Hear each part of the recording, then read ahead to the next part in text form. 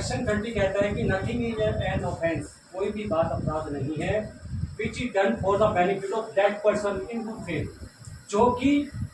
उस व्यक्ति के बेनिफिट के लिए की जाती है, गुड फेथ में की जाती है। इसको at the time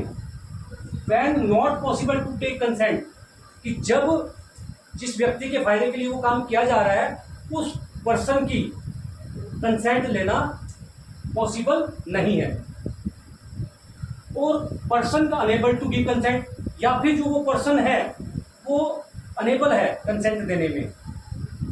bye that act cause any harm to that person, और उस एक्ट को करने से, जो वो एक्ट किया जा रहा है उसके बेनिफिट के लिए, उसके करने से कोई हार्म हो जाता है, कोई नुकसान हो जाता है उस पर्सन को, विदाउट टेकिंग कंसेंट, कंसेंट लिए बिना, इन गुड फेथ, मगर काम हो रहा है वो गुड फेथ में, act for the benefit of such person, उस पर्सन के बेनिफिट के लिए, but such act cause harm, किंतु उस एक्ट से हार्म कोज हो जाती है, तो ऐसी स्थिति में उसकी कोई लायबिलिटी नहीं बनेगी, इसकी जिसने उस एक्ट को किया, और उस एक्ट को गुड फेथ में किया, उनके लिए किया, और वो विदाउट कंसेंट किया। क्यों विदाउट कंसेंट किया गया वो काम? क्योंकि ना तो कंसेंट लेने की स्थिति में था, और ना ही जो पेशेंट था वो कंसेंट देने की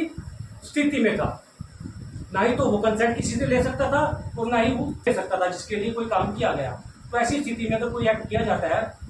for the benefit of that person, तो ऐसी स्थिति में यदि कोई हार्म कॉज भी हो जाता है तो कोई लायबिलिटी नहीं बनेगी।